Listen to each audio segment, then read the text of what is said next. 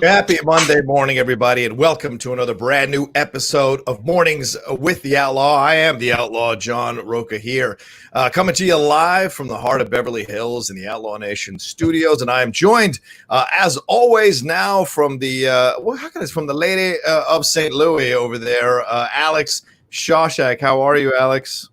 Great. How are you overall? I'm good. I'm not celebrating my birthday. Happy birthday, Alex. Oh, yeah, no big deal, right? You know, let me just whip out my sash.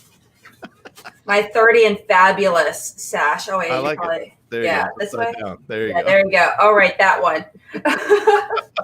It's official now. It's official. Wow. They're calling you the Queen Mac Daddy. I see up in here. I like that. Yeah. So you're celebrating your 30th. Well, do you feel different from 29 to 30? Are you a woman now? Do you feel like you've got your whole life mapped out for you and planned out for you? You know where you're going now. How does 30 feel this morning? I don't think I'll ever be treated like a real adult until I buy a house. But I also feel like that's just becoming much more of a distant memory with everything going on right now. But right. You never know. Okay, I'll tell you, a lot of kids buy houses, so don't buy into that. So, That's true.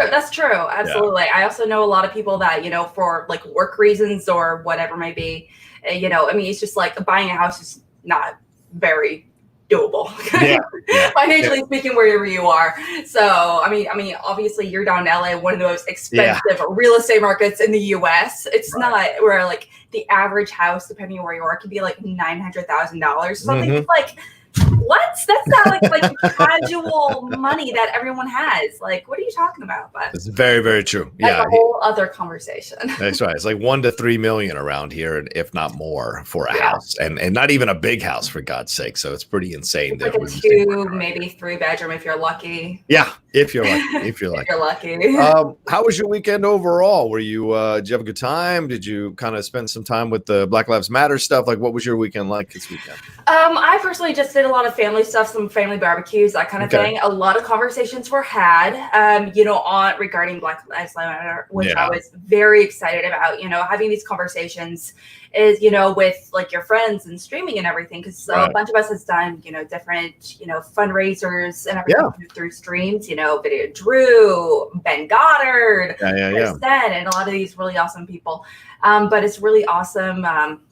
Obviously it's one thing to have them with like people, around the US, but it's something very different when you're sitting around a dinner table, having these conversations as well. And sometimes it's, especially, I don't know about you, but sometimes having these conversations, these really tough subjects can be very difficult sitting face to face with someone that may not be very stubborn or very hesitant to that's the game, their minds or whatever it may be. So I thought it very good. So. The important thing is that you guys at least had conversations. That's good instead of just complete, cutoffs, which I see happening as well. So it's a weird time.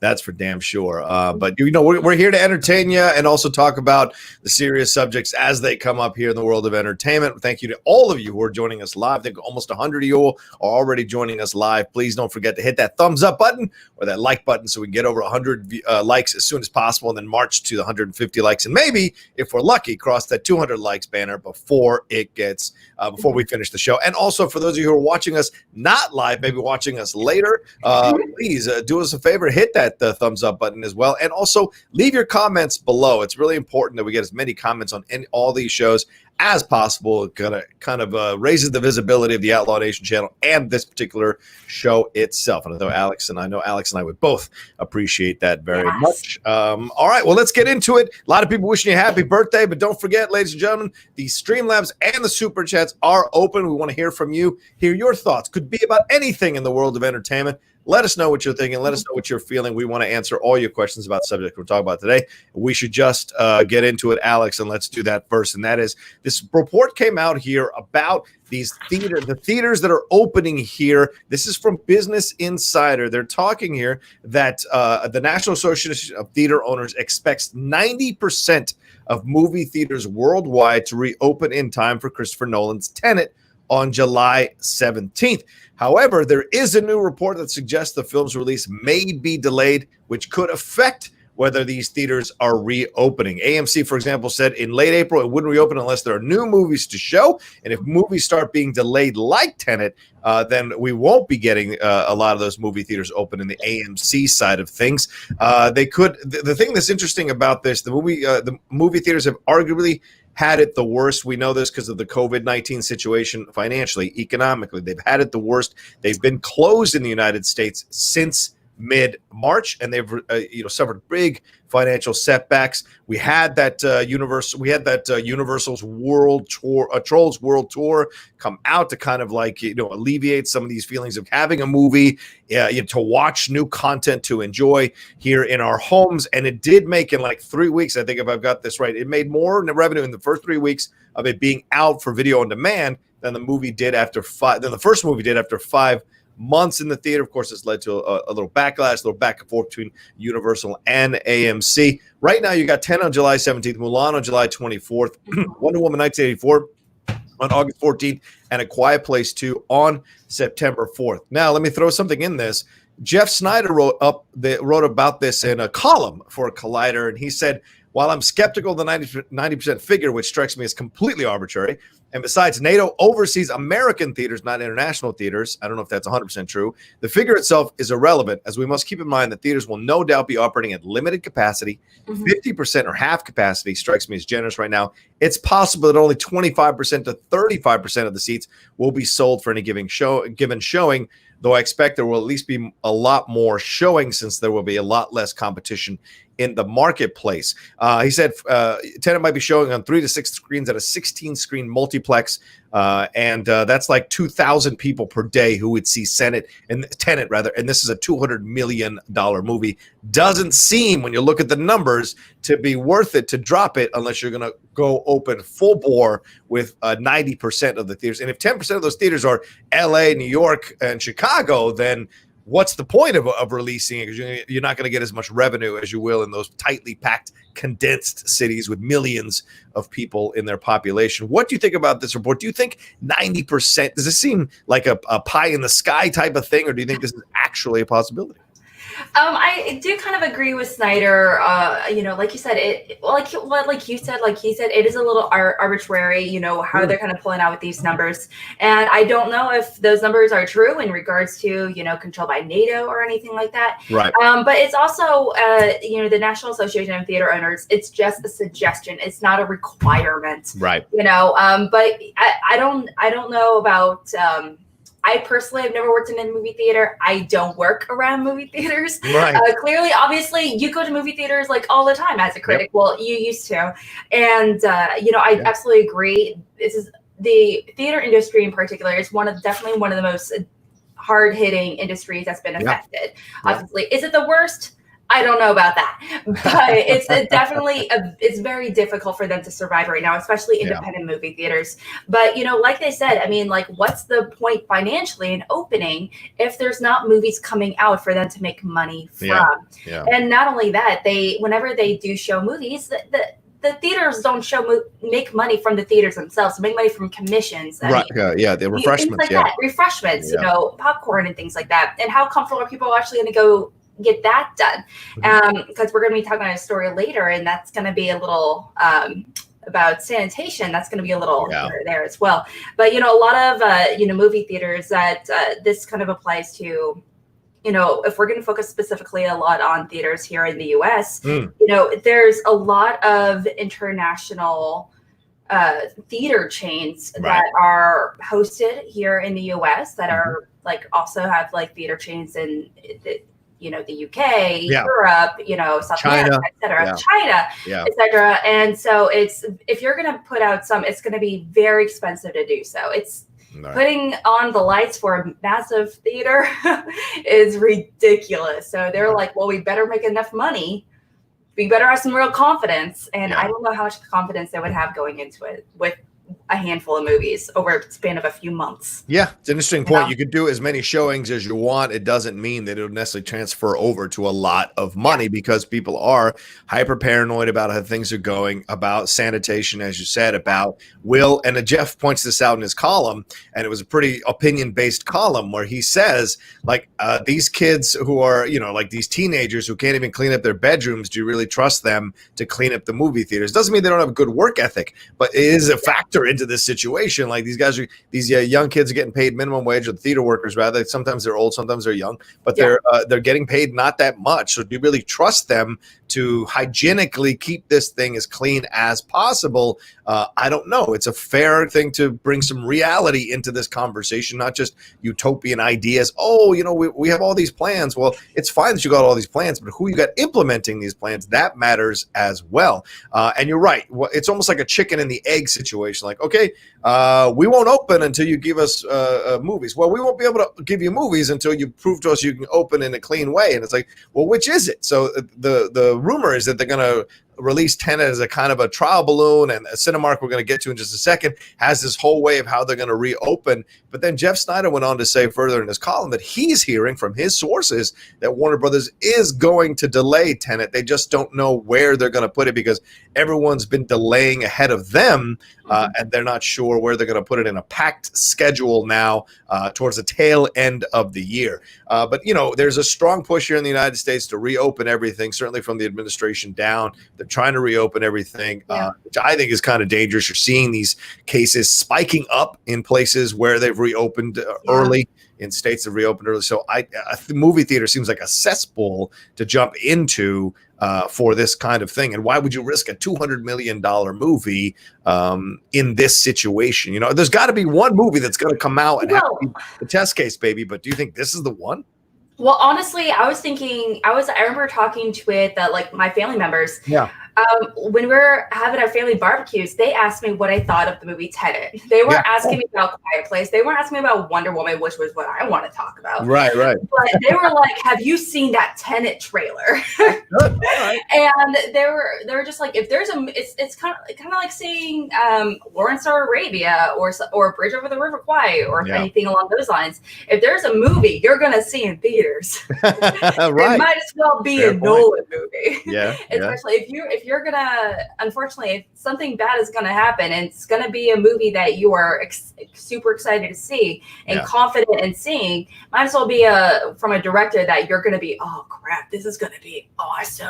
If you're gonna risk potentially getting COVID or sanitation issues, might as well be for a worthwhile film. Yeah. Well, good to know the visibility is that high amongst the people there. Yeah. But also my brother's like in his 20s. Yeah. He's like around my age. And so Nolan is just like right in his wheelhouse. Right. Openly weeping to Interstellar.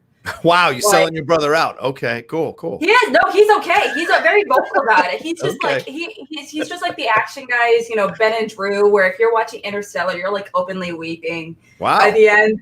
It's just like, it's not something to be ashamed of. It's just like, no, of course not. Hits you. Yeah, it's just like something that hits you. Like I openly weep watching a whole bunch of Natalie Portman movies. We all got our thing. It's all good. Absolutely. I'll cry during Rocky. I respect it. All right, let's see. We'll jump into the second part of the story in just a second. We've already got so many super chats. Let me hit them real quick. Larry Lee says, "Happy birthday, Alex. I'm ready to sit down in the theater and eat some popcorn and watch Tenet. Fingers crossed now. We shall see. Definitely we shall see. Both. I wonder what theater chains they're going to. If they're going to AMC, if they're going to Cinemark, which ones they're going to. Independent theaters. Oh, yeah. Let us know which theater let us know what kind, if you're going to a chain or whatever it might be. So. Yeah. Larry also further drops another one, says, so Rocha, what episodes were you talking about on Scrubs? Oh, yeah. Last night on my Discord, on the Outlaw Nation Discord, I mentioned some people were talking about how they were revisiting Scrubs. And I said, well, watch seasons 2 and 3 and you'll see the Outlaw in there as an extra roaming around behind the scenes. Yeah, I made some good money working on those episodes. That was a lot of fun to do here in Los Angeles. Get around those great actors and have some fun there at that Riverside Hospital. So yeah, you'll see me roam. I can't tell you which specific episodes. I don't remember. I haven't seen them in a long time, but like I'm behind there somewhere. You'll see me. So there you go. It's like a Where's Waldo? Where's Waldo? Yeah, exactly. Join the hunt. Draws Walker says, good morning, Outlaw. Happy birthday, Alex. Hope you both had a good and safe weekend. Yeah, same to you, Draws. Absolutely. Thank you so much. Thank you. Brandon Buckingham says, "Happy birthday, the Mac Daddy." #salute. Is that your thing, Mac Daddy? Is that your there on the call to action? Do they call you the Mac Daddy? I am the daddiest of Macs. Oh, wow. The daddiest of Macs. I respect that.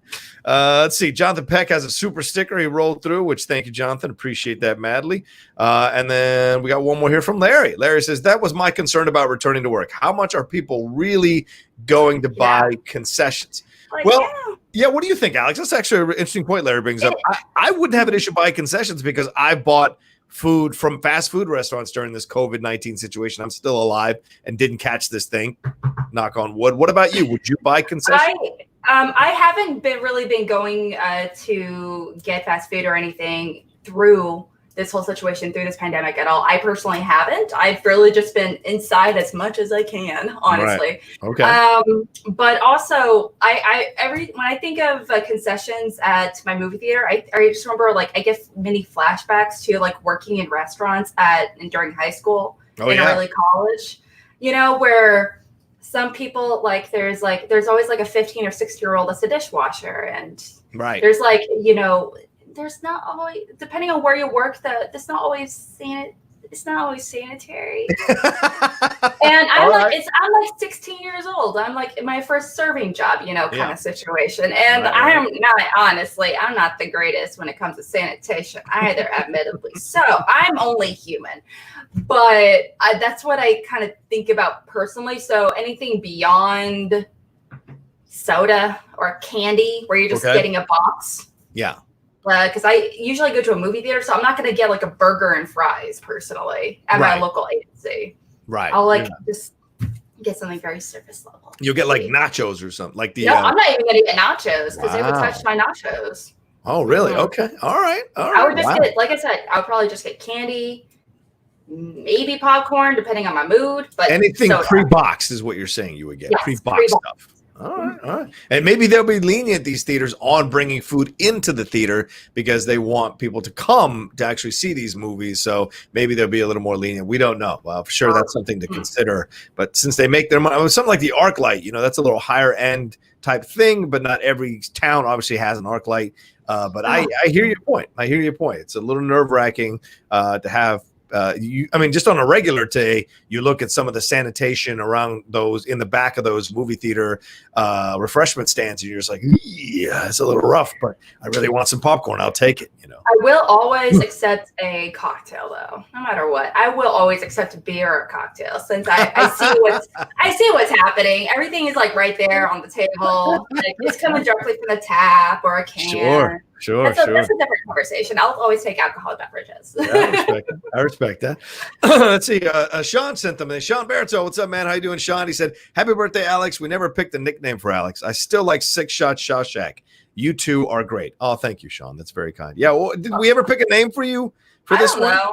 Yeah. I really don't know. Six Shot. I can't say that name. So six shot. Right. Six Shot. I don't want it, Sean. Six Shot Shashek. Yeah. Yes. A lot of alliteration from Anxious Anchors. That's for sure. That's a lot going on there. Coming in hot. Tongue twisters. Thank you for that super chat, Sean. Really appreciate it. Guys, we got the things open for super chats and Streamlabs. Don't forget to send the Streamlabs in. We appreciate all the super chats, but YouTube takes 33% of those. So I'd rather go Streamlabs right if you can. But if you can't, please keep sending in your super chats. Don't sweat it at all. And excuse the garbage truck behind me in the alley there that you can hear through the window. All right, let's jump into the next part of the story about these theaters reopening, and that's the masks. Cinemark came out on Wednesday this past week and laid out its health and safety plan for reopening its theaters during a call with Wall Street analysts. They said that they will require all of its employees to wear masks, but not the guests. They said, quote, Cinemark CEO Mark Zoradi said during this conference call, "We have been intensely focused on developing enhanced health and safety protocols, understanding that these factors will weigh heavily on the confidence and peace of mind of our employees, guests, and communities as we reopen our theaters. We will be requiring all employees to wear face masks and encouraging guests to do the same." Cinemark rep also confirmed to the Wrap that quote, outside of those areas where it is required by local mandates, Cinemark will be encouraging, not requiring, guests to wear face masks. And apparently, Zarate said that they would be implementing, quote, seat buffering technology when consumers buy tickets as a way of ensuring that they are physically distancing themselves from other patrons. Though whether it would be recommended that they would sit 6 feet away from each other was not clear. He did not specify also if they would simply encouraging moviegoers to wear masks might have anything to do with while they would be sitting in a theater with a distance between them. Right. Would some people take off their masks after they sit 6 feet away from somebody thinking, hey, it's totally fine. They're planning to begin reopening their theaters on June 19th in a 4-phase reopening that would hopefully see all their theaters open by July 10th. They're going to start with a 5-theater test in its circuit close to the company's headquarters in Texas. Then following that, they will open a third of its theaters. That's what they're planning to do. And then another third the following week, and so on until all their theaters in the U.S. are up and running. All right. Does this give you any kind of confidence that you're hearing that they've got these plans in place? Or does this seem like, yeah, this is all just standard stuff and we'll see what happens? And I'll add this to you. I'll add this to the mix here for you, Alex. I was driving through West Hollywood yesterday. Let me just tell you, a lot of these bars that are opening up right now, just from driving past, they are not seating people 6 feet away from each other. A lot of them weren't wearing masks. I want to make this really clear. This is not a liberal or conservative situation. Both sides are being completely not diligent with following the rules. I drove by a club. It looked like I was watching that swimming pool situation from down in Oklahoma, and I just was shocked out of my mind that it's happening on both sides of the fence. So it's frustrating. Do we really believe human beings will adhere to these things and not sit close to each other and take off their masks? I have plans to go to be an astronaut and do it through NASA, but that doesn't mean it's going to happen. Right. Rocha. Good point. So we can try and insinuate, hey, you should 100% do this. Right. But it doesn't mean it's going to happen. Not to mention, it's very safe to say city versus rural. It's very, very different. I live, obviously, living in St. Louis. St. Louis is a city that's like in the border between Illinois and Missouri. Right. And if you go to Illinois, it's much more rural. In Southern Illinois, there's like farms and whatever, bunch of stuff.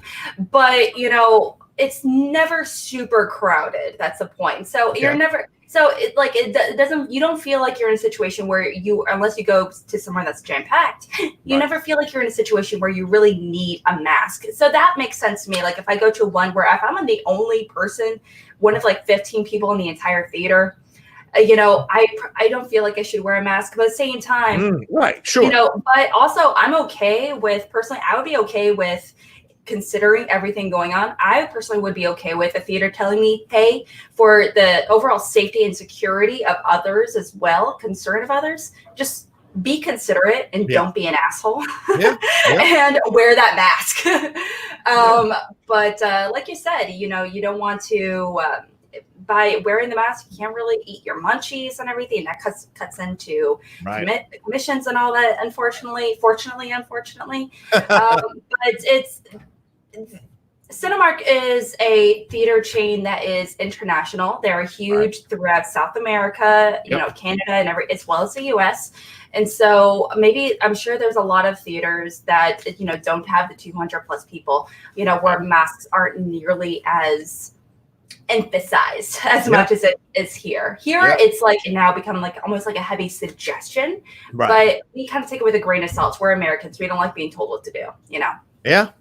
Yeah, so, it's crazy. I went to Orange County last weekend, and we were down there for the whole weekend in San Diego, and nary a mask was seen. I mean, me and my girlfriend, and then her sister and her boyfriend, we were the ones wearing masks sometimes amongst a crowd of 30 people.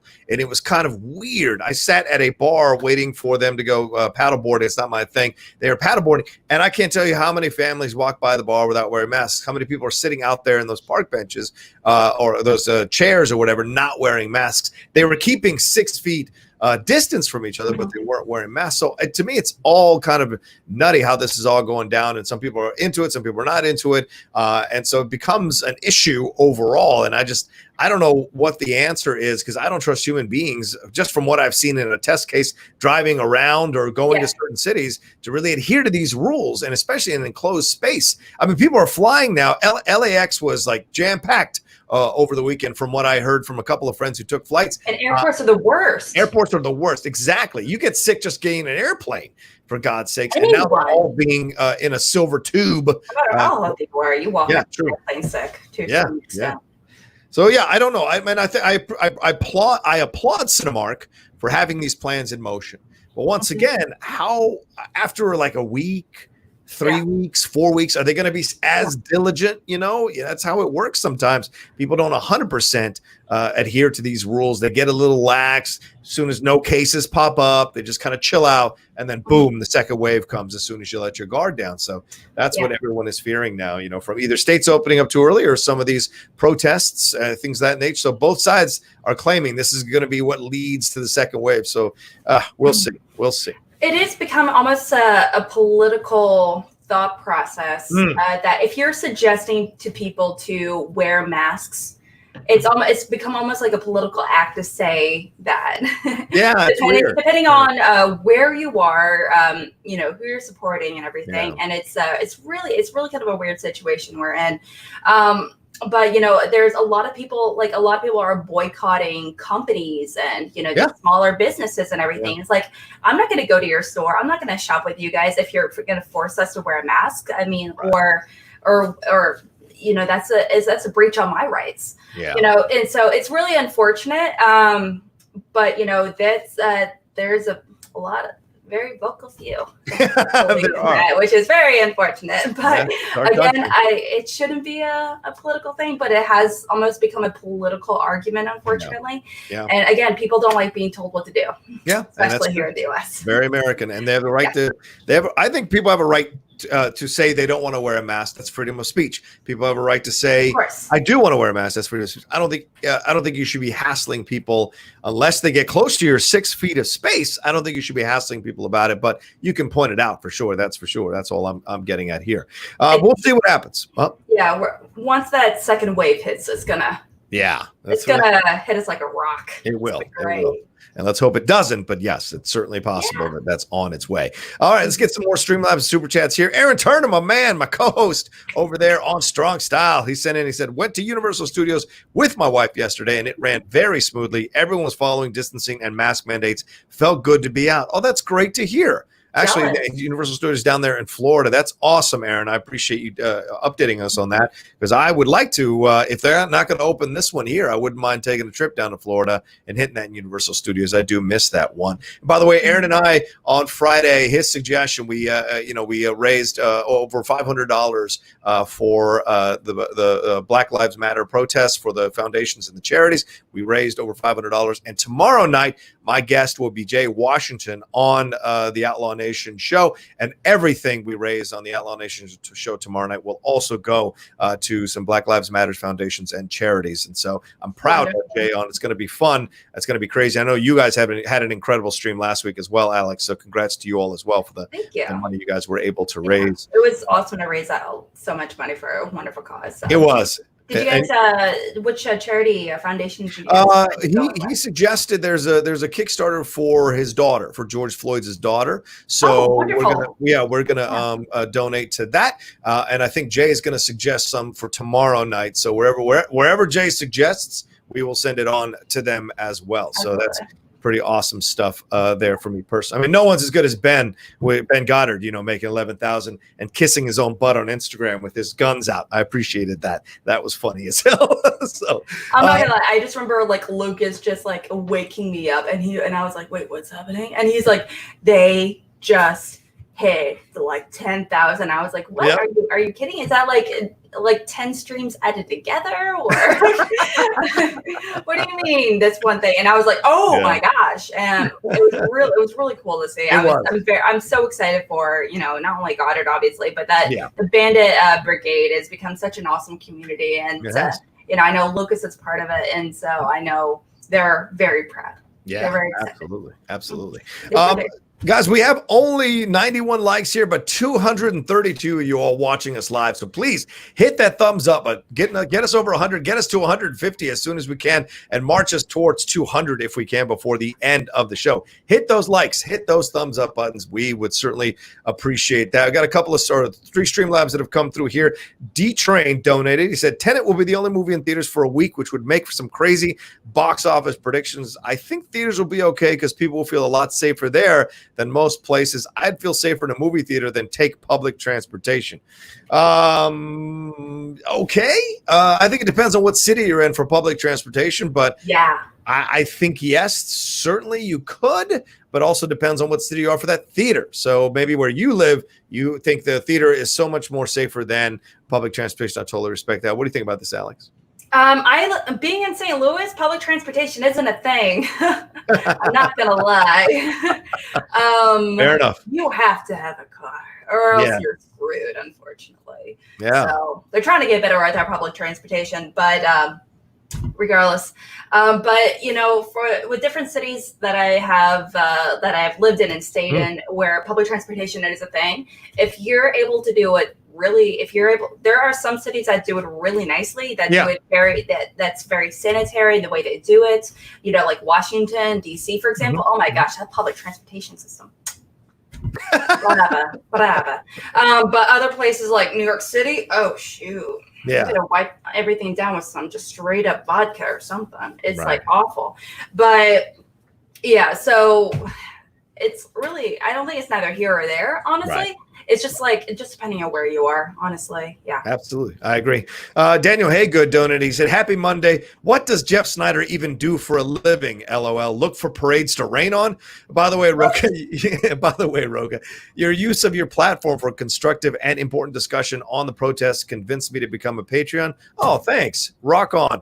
Well, thank you, Daniel. I appreciate that. I was nervous last week about doing any of the shows because I wasn't sure how they'd be received, and without being able to talk about these things. And I thought, well, there's no way we can do the shows without having to talk about these things. So I was very thankful that Dorina Arellano, Jay Washington, Winston Marshall, Mark Ellis, Jared Habon, Aaron Turner. So many people joined me for the shows last week, and we had important discussions, and Geek Buddies as well. We talked about it as well. So that, to me, that was a kind of really turning point for the channel, in my opinion. So it was very kind of you all to watch and listen, and we've got nothing but incredible compliments from all the fans. So thank you very much for being a part of Outlaw Nation and for joining the Patreon. I appreciate that. If you guys want to join the Patreon, you can do that at patreon.com/John Rocha. See all the tiers that are happening, all the great stuff that's going on, and all the shows that are coming. We took the week off in terms of patron shows last week for the Criterion Corner because of what was happening, but we will be back on track this week for sure. One last thing, D-Train said, but at the same time, people are being idiots about not wearing a mask. Just pretend you're a superhero. Have a little fun with it. Is it really that hard? I don't know, Alex, is it really that hard? It just... Come on now. It's annoyingly easy. It really is. It really is, right? But also, again, if you tell me you have to wear a mask, it makes it a little difficult to do it versus heavily suggest it. And it just mentioned, hey, it's really for your benefit. That's a very different conversation, obviously. True. But it's also, I think, I don't know about you guys, but my mom's a surgeon, and it's. And so by extension, I have a lot of friends. I have a lot of family members that, work in the medical industry in general.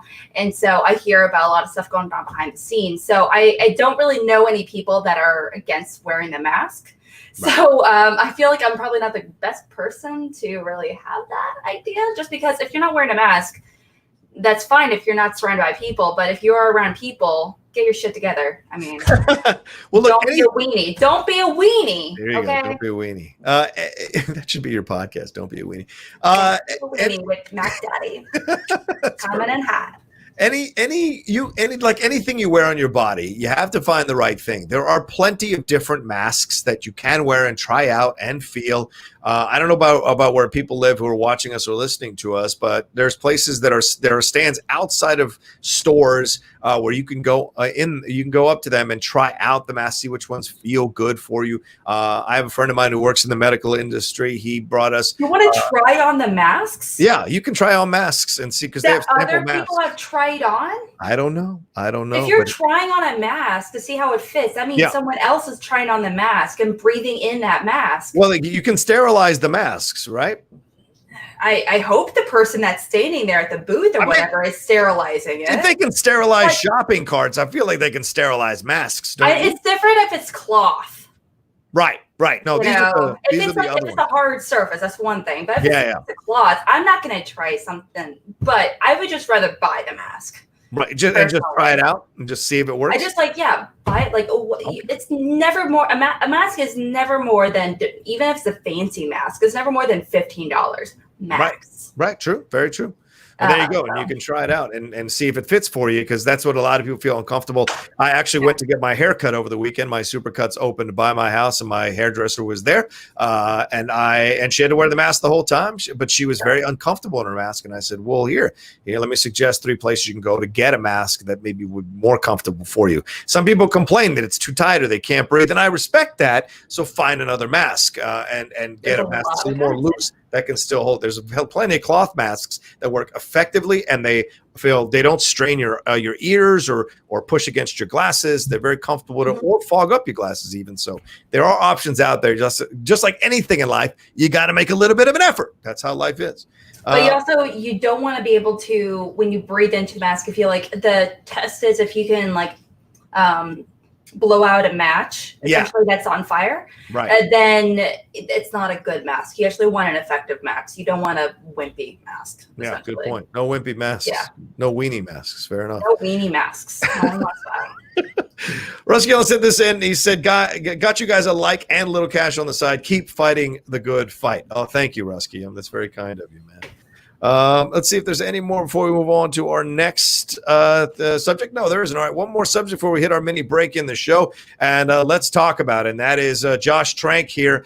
He was on the Meaning of a podcast, and he was talking about Fantastic Four. By the way, shout out to those Meaning of people there. RB3, Ace Cabrera, and Sabrina Ramirez on that show. I was a guest of theirs a couple of weeks ago, right before Josh Trank was on this past week. Talked about Fantastic Four, talked about his film career. And one of the things he mentioned in that interview was that he had an idea to have a black actress as superhero Sue Storm.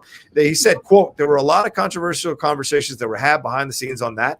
I was mostly interested in a black Sue Storm, a black Johnny Storm, and a black Franklin Storm. But when you're dealing with a studio on a massive movie like that, everybody wants to keep an open mind to who the big stars are going to be. Maybe it'll be Margot Robbie or something like that. When it came down to it, I found a lot of pretty heavy pushback on casting a black woman in that role. Trank further went on to say he should have abandoned the project when he realized it didn't align with his values. He's been open about the behind-the-scenes drama over this press tour here for this Capone movie of his with Tom Hardy. And he said, he told Variety that he called shooting that film the most disastrous professional experience of my life. When I look back on that, I should have just walked away when that realization sort of hit me, and I feel embarrassed about that. That I didn't just out of principle. Those aren't the values I stand for in my own life. Those weren't the values then or ever for me. I'm somebody who always talks about standing up for what I believe in, even if it means burning my career out. I feel bad that I didn't take it to the mat with that issue. I feel like I failed in that regard. Alex, first of all, would you have liked this idea of a black Sue Storm? Don't forget the last, with those the Tim Story Fantastic Fours, we had Jessica Alba, who is Latina, so we already had a Latina Sue Storm. I don't know how much they made a big deal about that, but this is a black Sue Storm. Would you have liked to see this? It's been a long time since I saw the one with the Fantastic Four with Chris Evans and Jessica Alba. I'm not going to lie, but I don't remember her being mentioned that she was Latina. Latina actress, but not as a Latina character. She is absolutely a Latina actress, but I don't want to say they whitewashed her, but it seems because I know it's the opposite case, but right. They changed her eye color. They made her hair look lighter. They actually made her skin look paler. Yeah.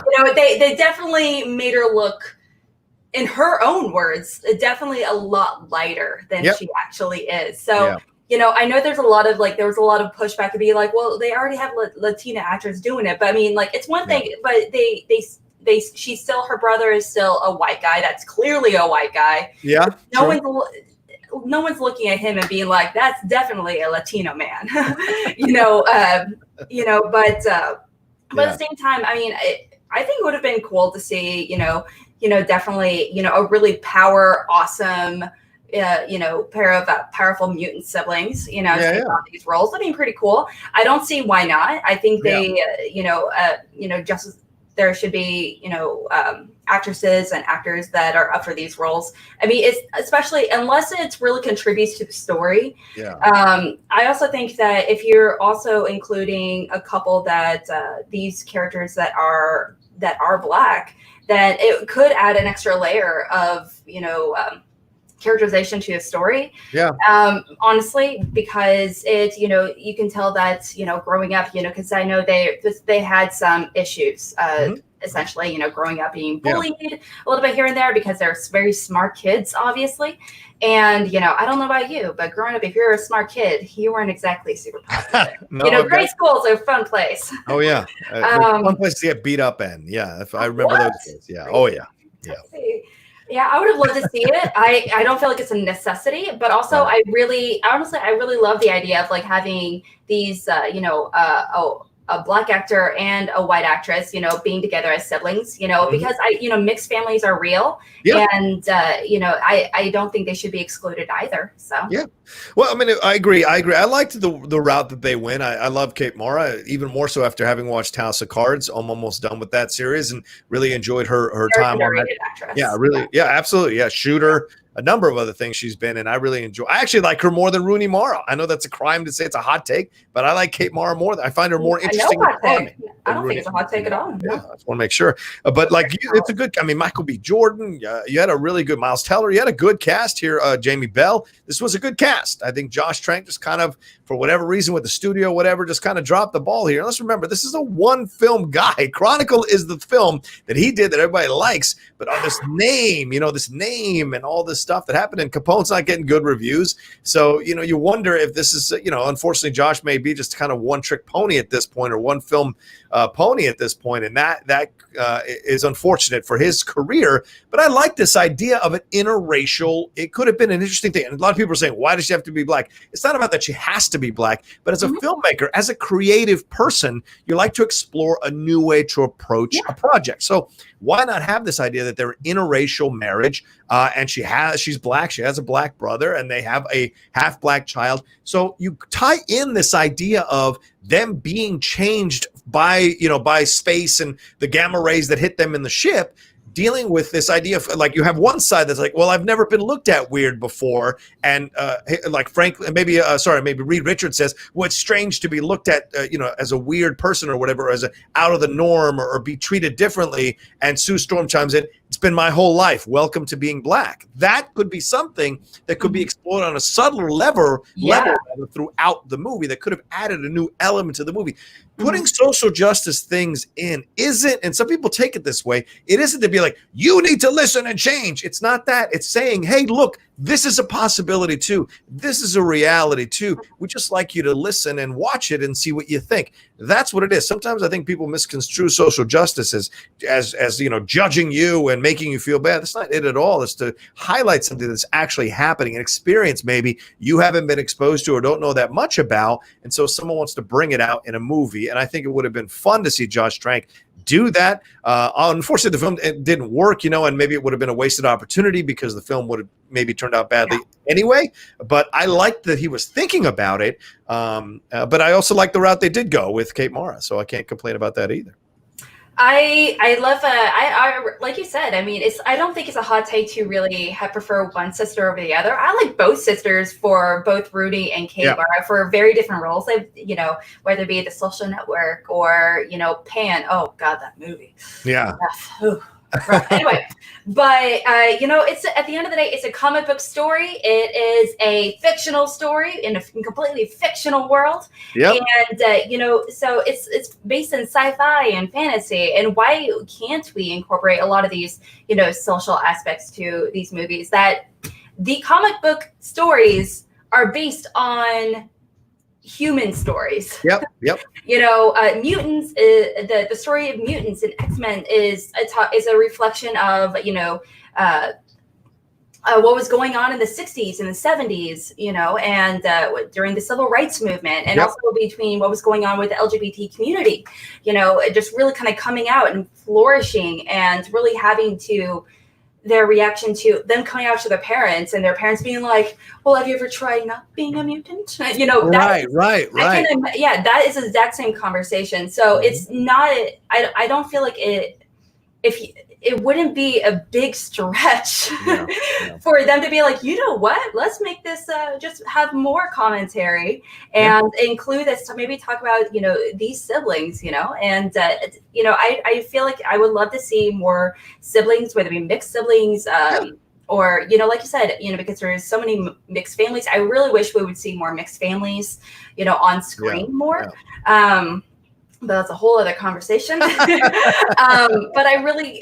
you're going to talk, the point of this genre in general is you're really going to push those social boundaries. That's why they were written, and you know, and they're accepted to a certain, especially at the time, to a certain degree, because it was in this highly fictional world. Right. And you know, if you're ever going to do it. Yeah, exactly. And look, I want to say this, you know, we bring up these subjects. I don't mind tackling these subjects in entertainment, because I think these things come up and they're fun to talk about. Actually, I think they're important to talk about, to be honest with you. And some people can handle it, some people can't. We just had a guy, Eagle Bearer, roll through here with some terrible comments and then said, screw this, I'm out of here. And then, you know, that's troll. Yeah. Roll on, son. Here's the deal.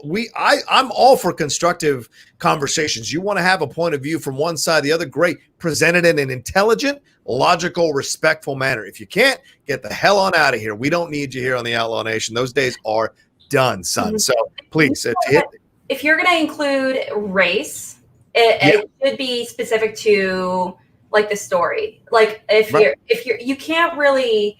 There's some roles that are interchangeable between different races and genders. Alien could have been the movie Alien with Sigourney Weaver could have been done with a man, but it was cast with a woman, and that's totally fine. Exactly. It's awesome. And we interpret it in a new way because it was a woman. But also at the same time, for example, like Get Out, it needed to be with a black man in the head title role. Title role, but the head role. It needed that, or some to that. It really made it the aspect of the social thriller that it is. You can't replace it with a white man, because that completely changes the entire movie. Exactly. You know, so sometimes it really requires it. Other times you can insinuate it. Like these times, it's not pivotal, but it just adds an extra layer to the story. Yeah, I mean, look at this. Bruce Lester brings it up. Says, if Sue Storm is going to be black, then the Storm of the X-Men is going to be white. No. And here's the deal. Let me explain something to you. When you are the majority race in any situation, and you've been on screen for decades being presented in superhero movies as the lead of those movies, or being presented in the comic book world as the majority race in all the characters, lead characters in comic books, then you have an unbalanced situation here going on. So because you take one traditionally white character and you try it with a black actress or black actor, or a Latino actor, even an Asian actor, you know, you can make that change, because guess what? It's been done the other way for numerous decades. So the exchange is that you're making the playing field a little more balanced. You can't say someone on the other side who constantly gets all these, constantly gets all these opportunities. If you give one opportunity or a couple opportunities to the other side, well, then you better give them another opportunity. No, they've already had so many opportunities. It's such a fallacy of an argument that it's almost comical to even consider. So it's just literally, that's the trolling type stuff that doesn't need to be in there. Open your minds. Changing the race on someone should be an interesting thing to explore. It's fun to explore. What new things can we explore with the character? You know, new characters take on the mantle of superheroes all the time. So we explore that, right? And see what could be a female Thor. What was that? Oh, what's a female Thor going to look like? We have comic book stories with female Thors. And I know Ben Wellington is in the chat. He's like mentioning especially going back to Get Out. Get Out was written by a black man. Obviously, he won an Oscar for that. But also, it's from the perspective of a black man. It's it's a story about the Black experience in that whole situation, especially in social thriller horror. That's a whole conversation as well. Yeah. But the Sue Storm in particular is very different from Storm, as in Storm from the X-Men, because she's an African queen. Yeah. She's married to the Prince of Wakanda. Right. So it's like a whole thing. Yeah. Or not that hard to figure out. Being, like, it's a pivotal to her character. Exactly. You know, it's not something that's interchangeable. There's some things that can be interchangeable, but you know, like like where but things like where you're from, how you got your powers. Right. You know, the fact that everyone thought she was a god for a long time. Right. Exactly. You know, that's you can't change that. So it's really crucial for her to be played by a Black or African American actress. And it's not discrimination against whites. If you have 30 Avengers that are white, it's not discrimination against white to change one of the Marvel characters into a Black character. It really isn't. Oh my God, it's so ridiculous to me. Yeah, Nick Fury was Samuel Jackson. That's normally a white character. Nick Fury with him. Did anybody go, well, if you're gonna make Nick Fury Black, you better make Captain America this, or you better make Black Falcon, or I'm sorry, Falcon, you better make him white. It's just, come on, it's ridiculous. So anyway, like a white America. Yeah, there's several, Bucky Barnes, but whatever. Yeah. I like I'm glad you don't see color. You better understand color. That's the difference. I'm glad you don't see color, but you better understand color. Yeah. I don't like that argument. The idea that you don't see color. If you don't see color, because I'm not going to lie, for a while, I used to be someone that said, I don't see color. Right. When I was younger. And I had one of my good friends, and she's Black, and she told me, well, because I like casually mentioned this to her, and she was like, I don't understand why people are saying this. And, again, it's all about these conversations. And she told me, it's like, well, if you don't see me, and she's Black. Yeah. And she was one of my best friends from childhood, and I still talk to her. And she's like, well, if you don't see the fact that I'm Black, and because you don't see color and colorism that can be also affect the community as well, obviously, then you don't see my experience. You don't see my history. Yeah, fair point. And you don't really need to learn about my history. Yeah. And I living in Oklahoma. Yeah, it's a very white state, and that's like a whole thing right there. But then it just kind of clicked for me, and I was like, okay, seeing it from that point of view, absolutely, I completely. And now it's the whole I don't see color thing is really ridiculous to me now, seeing it from that perspective. But yeah, so again, it has to be pivotal to the character. Now, if it like something like with Nick Fury, it's not a huge aspect of his identity, specifically, so. Yeah, exactly. Ben Rayner says, Michael Clark Duncan was awesome as Kingpin in that Daredevil movie. In my opinion, best part of the movie. I don't disagree with you. I think he was fantastic as Kingpin, and even more so as that character in Sin City. So, but definitely turning Kingpin Black completely worked, because Michael Clark Duncan has that look, that vibe, that strength of Kingpin. Just the sheriff is a Calais. Oh, and not only that one, but also probably some of my favorite villains in the Marvel universe, just like that Kingpin, but also Kingpin from the Daredevil TV show. Yeah, exactly. Yeah, it works. All right. Well, speaking of this, let's move on to our next subject, and we'll see what the comments are going to be like on this one. And that is John Boyega. He was there at Hyde Park in the UK, giving at a Black Lives Matter protest in London. He made an impassioned speech calling for equality, which he implored. Black lives have always mattered, and he stressed how the collective voices of the protest are so vital. He was addressing the crowd with a megaphone, marched with his fellow protesters. He said, Black lives have always mattered. We have always been important. We have always meant something. We have always succeeded regardless. And now is the time. I ain't waiting. He said this is so vital. While he was fighting back tears, he said, we are a physical representation of our support for George Floyd. We are a physical representation for our support for Sandra Bland. We are a physical representation of our support for Trayvon Martin. We are a physical representation of our support for Stephen Lawrence. He called for the protesters to sit and make this as peaceful and as organized as possible. And he said, I'm speaking to you from my heart. Look, I don't know if I'm going to have a career after this, but F that. And in response, so many people came out in support of Boyega. Mark Hamill, Jordan Peele, Kathy Yan, even the official Star Wars account all said, we got you. And then John Boyega responded back on social media. I want to thank you all for the love and support you have shared over the last few days, although nothing I've done is for praise or is truly even enough in the grand scheme of things. This is an intense time for our community, and the most important thing is for us to maintain momentum and not lose sight of how critical it is to pursue long-term solutions and commitments for the sake of our generation and the next. Alex, this is some strong statements from John Boyega, and I love, and I'm including this because so many other creatives rallied around him, but I think it's important what he said. I was an actor for 15 years in this city before I got into this career that I'm doing now. And it was very much implied to me and said to me by managers, by executives, by agents, don't be political, don't bring up race, don't be vocal about it. People don't like it. They won't cast you. They'll think you're troublesome on set. They won't want to have you around.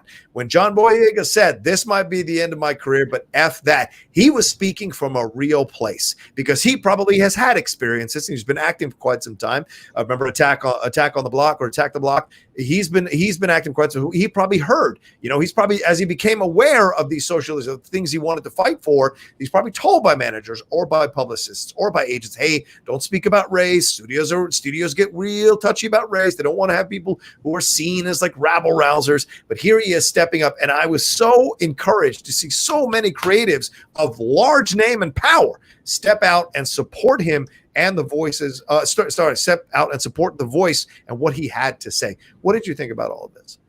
I thought it was very fantastic, honestly. Yeah. I really love the idea. Like you said, it's, so many people have been told, I remember Lux and I, we were chatting about it yesterday on the way to the barbecue, how we were trying to count how many people we can think of celebrity wise have been like vocally against it. And sometimes even if you're not vocally against it, you're not giving an interview being like, I support this cause or whatever, even if you really do, maybe you might be silently, anonymously donating money to the cause, things like that. So it's really interesting to see someone that's, I don't know if they're at the height of their celebrity status. They're obviously doing very well. Star Wars, aside, Boyega's getting consistent work. He is a pretty well-known actor, obviously. And so, but at the end of the day, he definitely had the conversation with himself at some point being like, this is a priority. Yeah. Much more than my career. Yeah. Also, financially speaking, I'm set for life. I'm good. So hypothetically, if I never do a movie again, I'm fine. But this is something that is so much more important than the idea of possibly never getting a movie role again. Right. So I was very inspired by, him saying those words. It's very difficult. I mean, going to work, I know I'm personally told to never get political or anything when I'm sitting down with clients or anything. So, especially being someone that's on that level, that public level, I can't imagine the pressure from, friends, family, like you said, agents, publicists, all that stuff. So it's definitely a big thing to consider before, having that kind of conversation.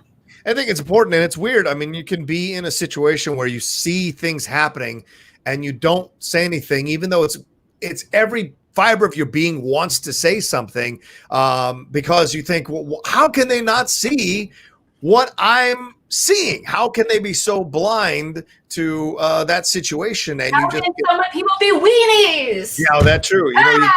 Even people that you respect, even people that you work for or work with, you go, how can you not see the imbalance of what you're doing? How blind are you to it? Especially if you're turning around and posting all these positive tweets or posts about something. How can you be so unaware of how colorblind you are to this situation? So it's just mind-blowing sometimes when you see that kind of thing. So you like the fact that I love the fact that now it's being accepted, that people can step out, people of note, people of color can step out and speak about this so publicly and be received warmly by a majority of the public for what they have to say. Because what they're saying is, they're not saying like, you did this to us. What they're saying is, we need to stop this. Can we tell you what's happening? We just want you to listen. Just hear us out. We're not advocating for looters or rioters. We're saying we want you to listen to us. That's why people are marching peacefully and having to highlighting this thing. I mean, the aerial shots on Hollywood Boulevard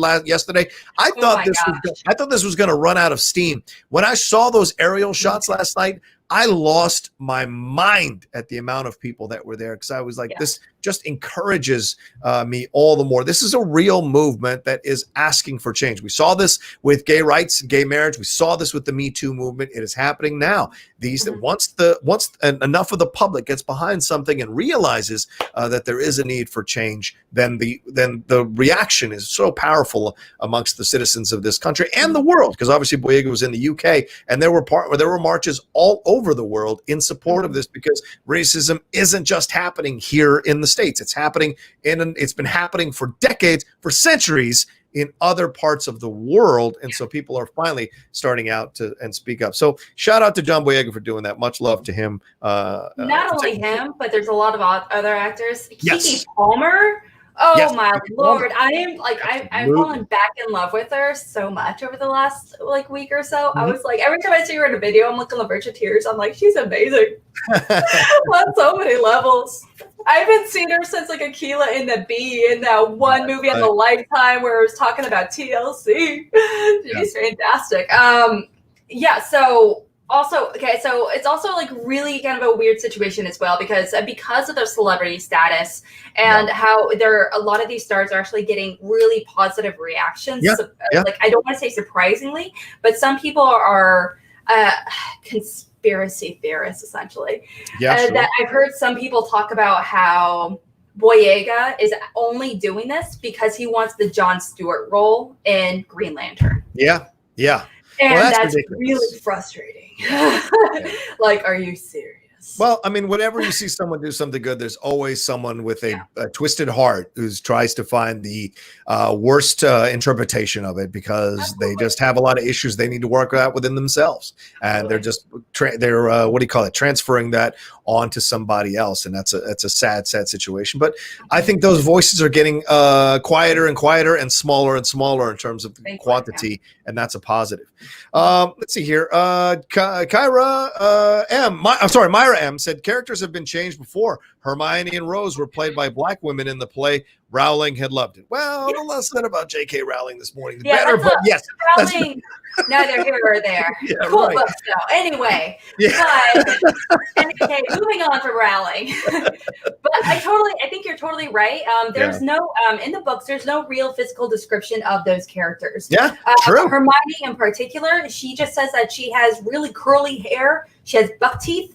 And she's incredibly smart, but there's not much of skin color or hair color or anything along those lines. And, why not? Mention it. Why not mention it and kind of change it for the plays or the movies, or when it inevitably gets rebooted? Why not change it up a little bit? Yeah, and there was such a strong reaction when that happened, but people enjoyed the play for the most part and loved her performance. So there you go. Larry Lee says, as a writer, I'll hire Boyega perhaps one day. Absolutely, Larry. Speak it into the universe. You never know what happens. Let's see. One last one from Sean Barreto chiming in again. He said, some people don't want to see as other are opening their eyes for the first time. Absolutely. And that's the other side of this thing that I kind of went back and forth with some people on Twitter about it over the weekend. I think if someone does open their eyes, we have to encourage that. We have to be excited about that and be because if we're asking for change and someone does change, we can't look at them. I think we can be skeptical, but you don't have to be overtly skeptical and try to destroy them having their change. I think you have to encourage it, celebrate it, and then see what happens. I think that's important as well. And for those people don't want to open their eyes, they just don't want to open their eyes, and that's their journey to go on. But those who are opened are going to be marching forward. All right, that's all the super chats and Streamlabs for this particular section of the show. Much love to John Boyega and everyone, as you said, all people of color, women or men, speaking out. Much love to all of them. Let's get into a mini break here. Alex, what do you got to plug? What do you got going on? Here this week, I have two massive schmobait matches. I love the way you promote these things. I say I love people fighting on camera, as to put it mildly. Verbally. Yes. Yeah. Totally. But for these kind of topics, these are very lighthearted topics. I don't want people fighting over like real stuff. I want people fighting over lighthearted stuff. But I am Billy Belford. That's going to be verbalizing, battling to the blood, to the death, up against William the Biz Bibiani. So that's going to be a real fun time. And also, I'm going to be having two fabulous ladies. Rachel Silvestrini up against Danielle Ramirez. And that's going to be on Wednesday. Wow. So that's going to be really fun. So definitely stay tuned, to kind of go about that. But I'm with Call to Action Podcast. We definitely have fun. We try hard. Tonight we're doing an interview with the future Star Wars champion, if I do say so myself, Miss Laura Kelly.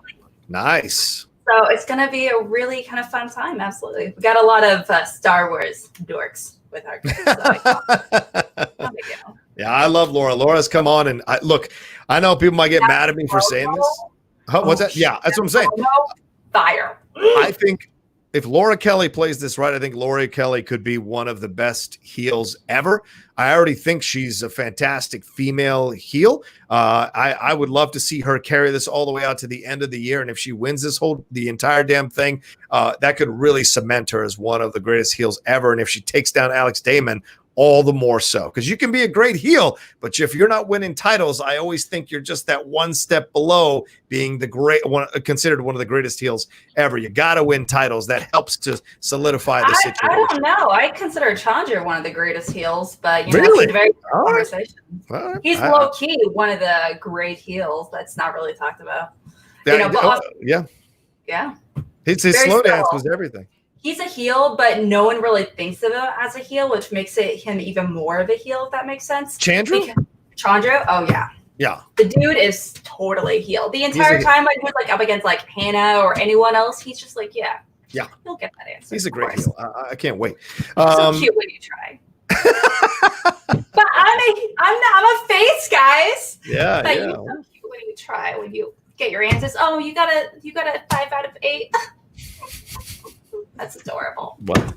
That's so true. I'm not wrong, guys. They're not wrong. No, you're not wrong. They're not wrong. We got over 300 of you all watching us live. Thank you so much. But only 165 likes. Please swing that cursor button. Hit that thumbs up button. Get us over 200 likes. Hell, I'm dreaming now. Get us over 250 by the time we wrap up this show at 9:45 a.m. PT. That would be fantastic. You know what?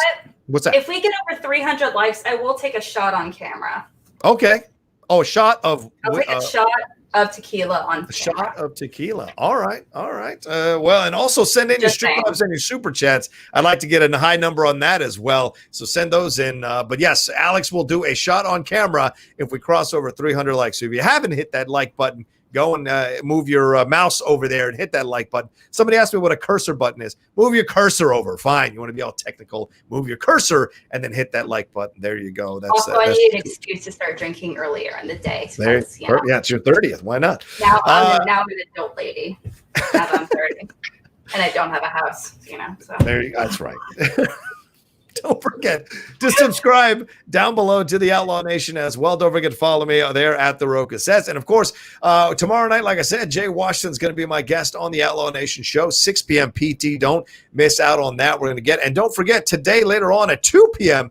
PT, we're going live with our, no, that's the wrong one. Where is it? With our special brand of Game Time, me and Winston and Jay. And I think we'll open that up to also be any Streamlabs or Super Chats during that show will also go to a Black Lives Matter charity or foundation. I think that's good to do. Those two gentlemen are coming on. We're going to have ourselves some fun, talking about all kinds of things, the NFL, the NBA restarting, the MLB situation, whether that's ever going to be worked out.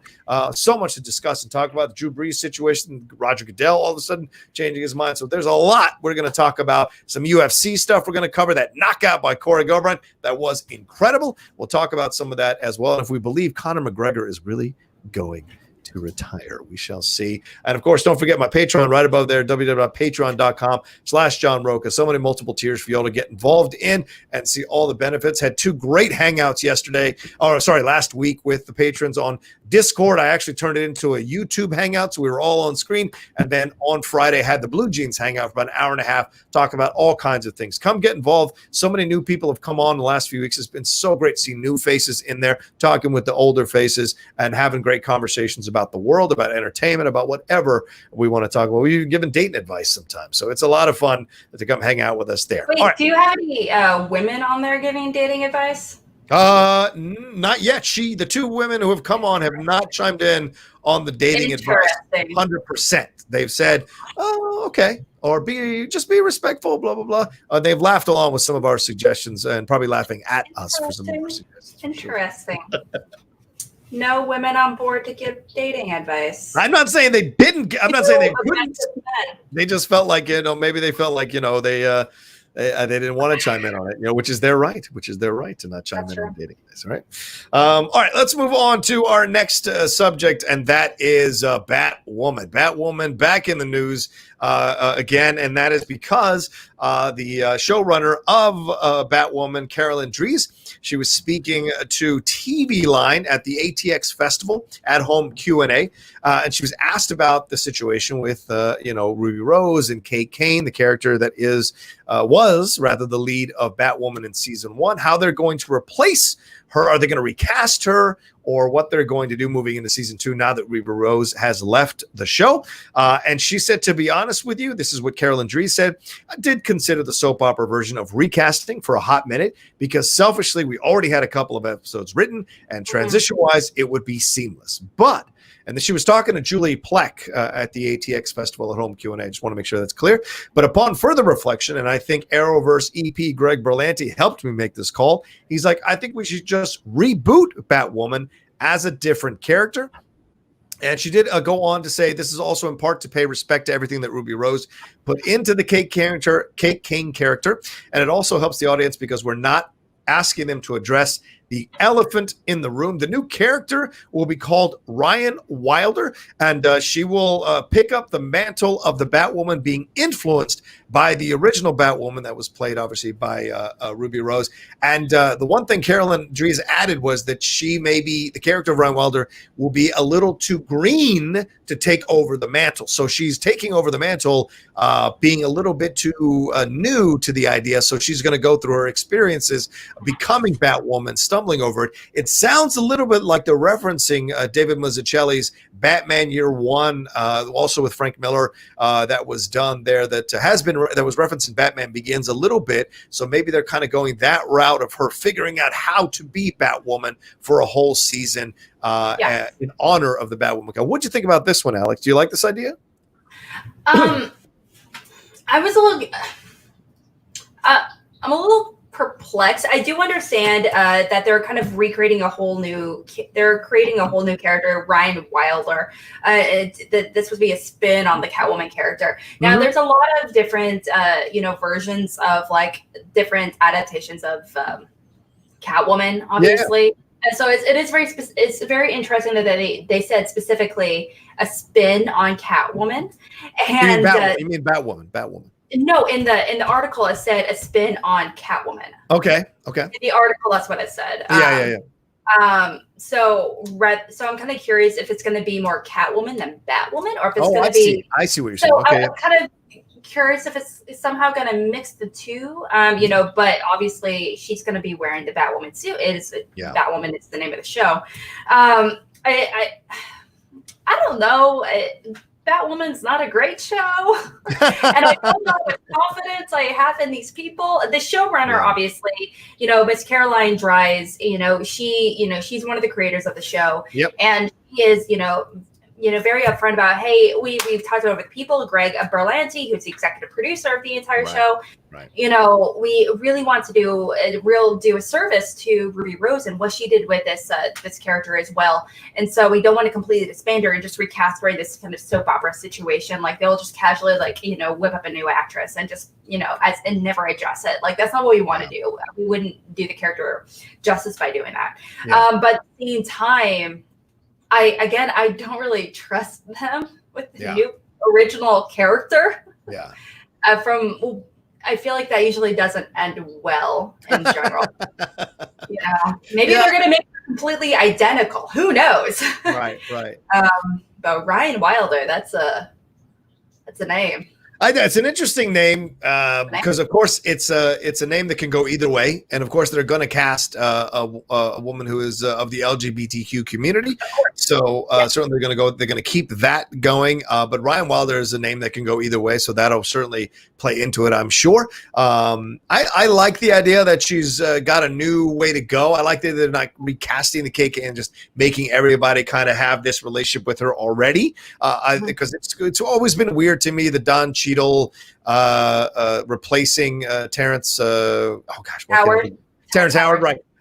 Replacing him in Iron Man 2. It was weird how they handle that. I always think it's weird when they replaced the Oracle in the Matrix. I know that the actress passed, but it still was weird to see that. So it doesn't have the same energy. Once you become attached to chemistry between two actors, it's hard to let that go once you've already established it and liked it. It's hard to let it go. It's not that it doesn't happen, but it's hard to let it go. And I think with this situation, she's opening the door for more possibilities. And I think the writers did write 2 episodes, but casting someone like it seems like it's going to be a younger character, so you get to play with more of that and what that feels. And plus, it's CW, so they're appealing to a younger audience already. So it's kind of smart to go this route, and you open the door for more storylines. So yes, you had written already a couple episodes, but now you get even more of a playing field to create stuff with all these characters having to have contact or create a relationship with Ryan Wilder. I think it's actually a smart move. It's almost like the Grant Gustin situation. He was a young kid coming in and having to becoming Flash and what that means for his world. So I like the idea of this. So it may save the show, to be honest with you, because I agree with you, not a strong show overall. But certainly if she can't make it work with this one, then they'll probably end up canceling the show, unfortunately. But so we'll see. But I like the idea. I think it opens the door for some more possibilities with these characters to play around with.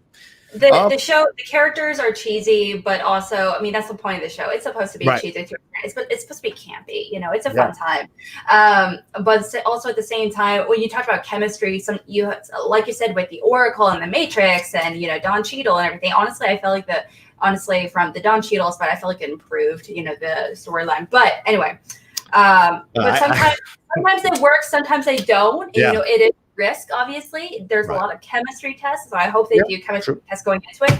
But also, no matter who you cast, is probably going to be an improvement from what they had. Oof, wow. All right. Fair point. I love Ruby Rose. This is just not her wheelhouse. Yeah. And she knows that. She's understood that, and she's like, what? Having these roles, it's a learning experience, right. So I'm hoping we just see her in roles that obviously she's not much more comfortable with, but obviously episodes or whatever shows or movies or whatever maybe that she ends up being in, where she ends up like thriving in, because obviously this one wasn't. I think that the change between Howard and Cheadle, I will say this, I didn't like the change because Howard has a stronger energy in the character he was playing in Iron Man 1 than Cheadle does with War Machine. He does challenge Tony, but Terrence physically was a taller, stronger looking dude. That adds another element to the Tony Stark situation. So I think they just wanted Downey Jr. to stand out a little bit more in what they chose, and then they kind of went this route. Maybe they felt that Terrence wasn't the right choice anymore, so they trumped up this salary demand situation. Are you saying that RDJ might have had a say in who they are you saying I'm not trying to look at RDJ and be like, let's make it cooler by casting one of the coolest guys in Hollywood, Don Cheadle? I mean, I love Don Cheadle. I think he's one of the greatest actors to ever walk the planet, but I liked the energy of Terrence calling out Tony Stark all the time and getting under his skin. Yeah. It would have been an interesting exploration. They had a very different chemistry, but I don't feel like that was Don Cheadle's fault, honestly. Yeah. I wish he was given, especially in the Iron Man movies in particular, I wish they gave him a little bit more to work with. I wish they gave him, like, he is incredibly intelligent. Obviously, he is incredibly. He's funny. He's. I feel like it's weird to call someone feisty, but at the same time, he's feisty. He is very quippy. And so I kind of feel like they didn't really play that as much. You're totally right versus Terrence Howard, but also Terrence Howard, he demanded a lot more. He demanded to be a shining star, essentially, in that movie. He's a damn good actor. I mean, he's damn Hustle and Flow. He's fantastic. You watch him in Empire. Is good in though. Terrence Howard, I think he's good in every movie he's in. I think he's a damn good actor. I haven't seen him in anything recently that I've liked. You didn't like Empire? That was your jam? The series on Fox? I never got into Empire personally. Yeah, you need to get into Empire, girl. I just never. Or it's Taraji P. Henson, please. That's like. Oh, I love Taraji P. Henson. That's a whole other conversation. Just saying, if you were to cast, just do complete gender swaps with the Avengers, Taraji P. Henson as Iron Woman. Oh, yeah.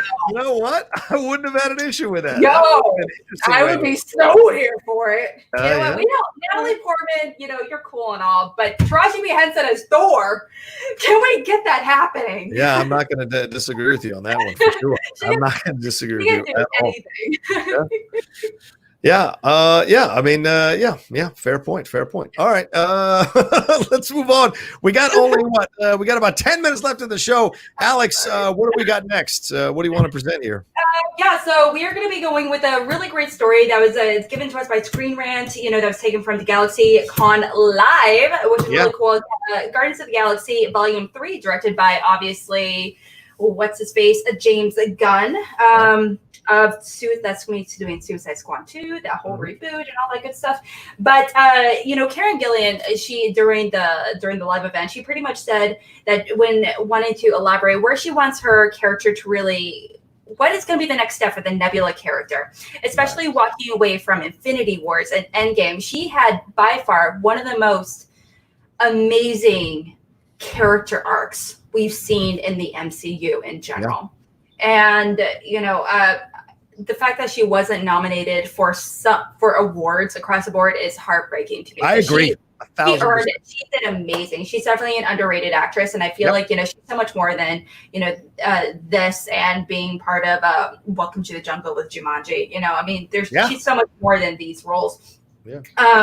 But yeah, I even liked Selfie. So go ahead. That's a fun time. I'm not going to lie. That was a fun time. Yeah, for what it was. Absolutely. But, when she was asked about where she wants the new roles to kind of lead, she mentioned that she's someone who's dealt with the abuse of her father from such a young age. In Avengers, she had to face the source of abuse and then watch him get eliminated from her life. Future Nebula, in the sense that she's going to be like, now that source of abuse is gone, but in her life, now that she's going to rebuild herself back up, I'm really interested to see them try and take her place now where she started to rebuild her life. Sorry, I can't remember her in her writing. But essentially, she's going through a process where she's completely rebuilding her life. She has PTSD. She's been fighting with her sister for attention from an abusive parent.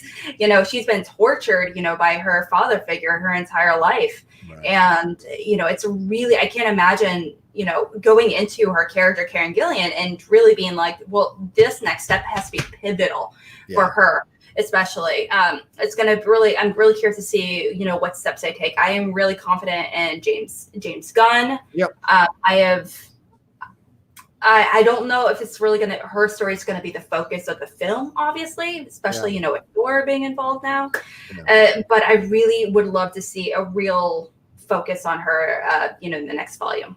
Yeah, I agree. I think Karen Gillan has really kind of come out of this whole MCU thing as one of these actors you went in and you were like, how much do I know about her? Because how many people who had really watched her time on Doctor Who? I mean, Doctor Who, it's a very famous property. But it's not like Americans by hundreds of millions were watching this stuff. So it's like she wasn't that well known on this side of the pond. It wasn't until she's involved in fandom, essentially. She's not being talked about for these big blockbuster roles. She's not talked about being Transformers or anything, which is a travesty because I would love to see that.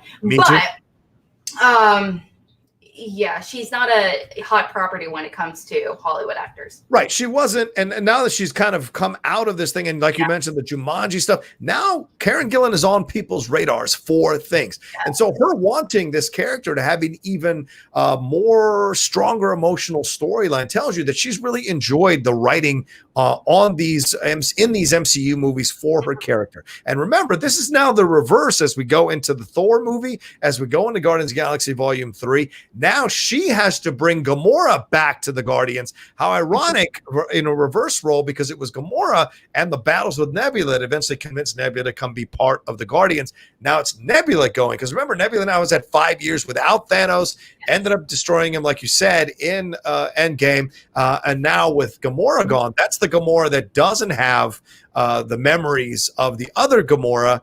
And from what James Gunn, he said they're not going to use Mantis to put the memories back into Gamora. So that's part of the storyline.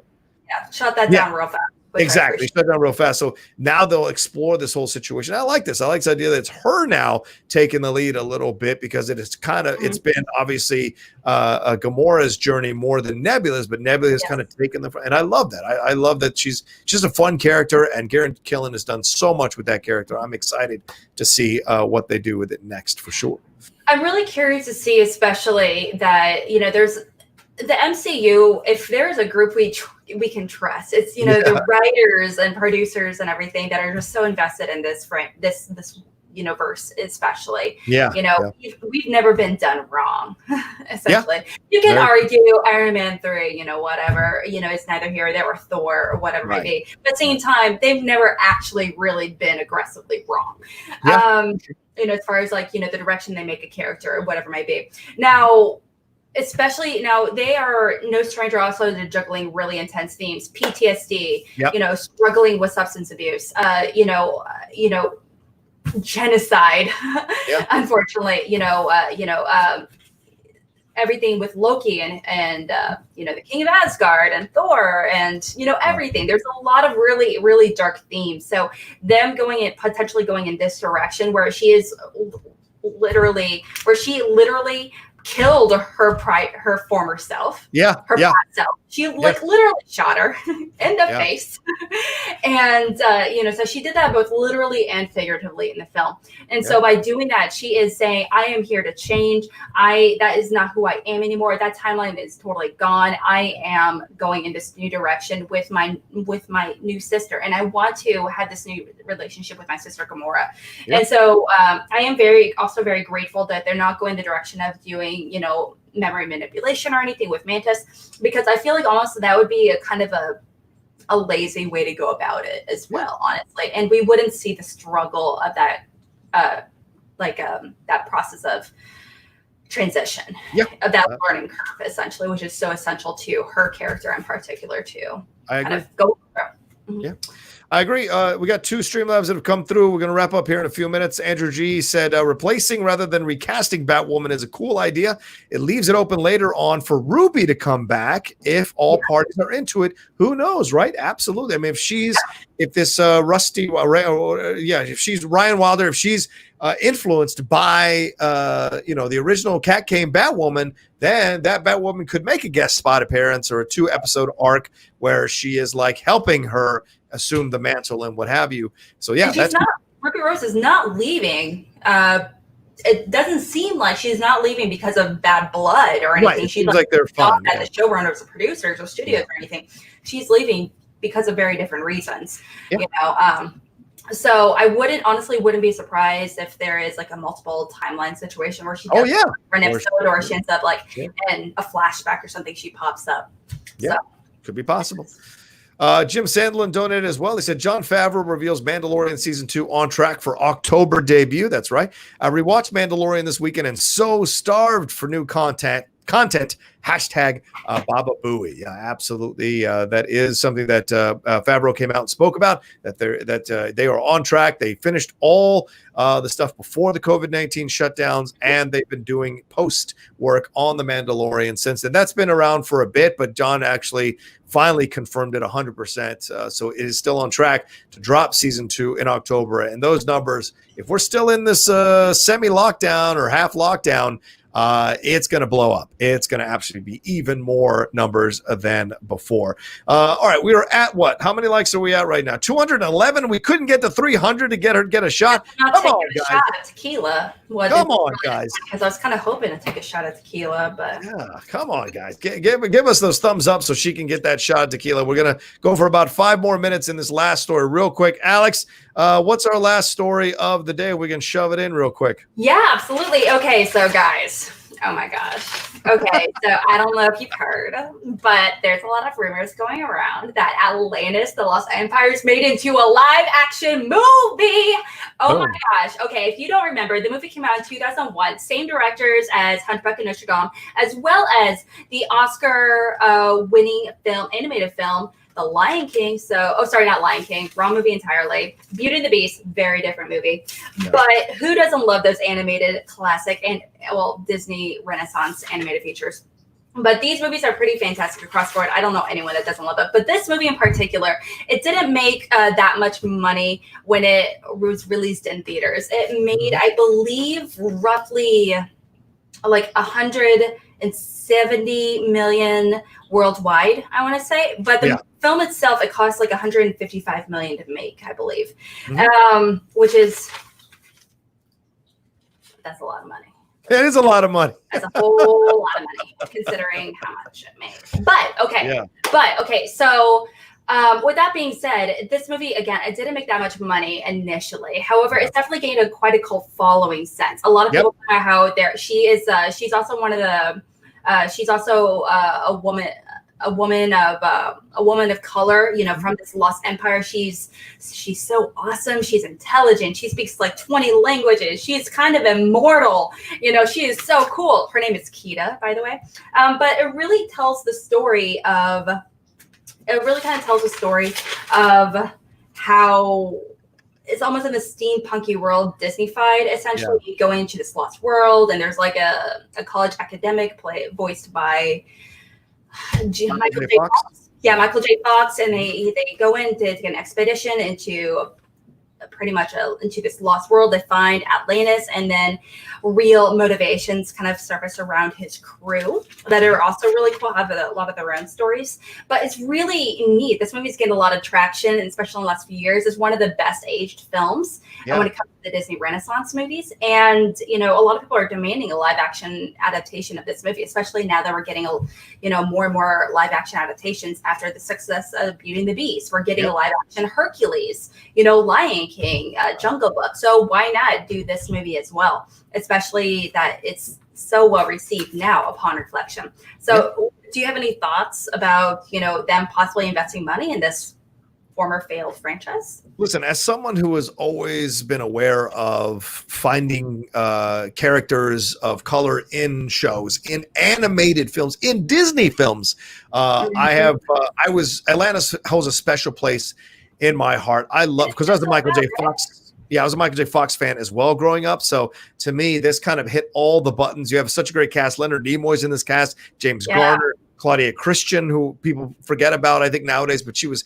fantastic. Babylon 5, she did so many great stuff. Claudia Christian, John Mahoney from Frasier, Cree Summer, who I was very lucky to do voiceovers with at William Morris, Jacqueline Obradors, Jim Varney, and David Ogden Stiers, who of course in Beauty and the Beast, as well as Cogsworth. So a lot of good voices throughout, a lot of different voices of people of color, people, white people of color. It's a good mix, a good diverse cast. So I loved Atlantis Lost Empire. Plus, I thought it was a great story. I thought the animation was based on Mike Mignola's animation, who did Hellboy. So it had that vibe to it. So overall, plus the idea of going into 1914 and searching for the lost city, like expedition treasure hunter stuff. It hits that Raiders of the Lost Ark vibe in my mind as well. So overall, I loved this property, and I'm excited if this is actually in motion, then I'm really excited to see it. And I think this is the right time, on the heels of the Black Lives Matter and people being more aware of casting people of color in roles.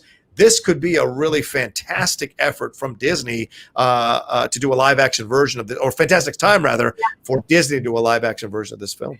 Now, I don't want to say it's a risky aspect, but at the same time, this movie, like I said, it didn't make that much money. Yeah. Also, based on the concepts alone and based off, Disney's history, why it didn't make that much money is kind of beyond me. Which is real, because I remember seeing in theater with my family when I was younger.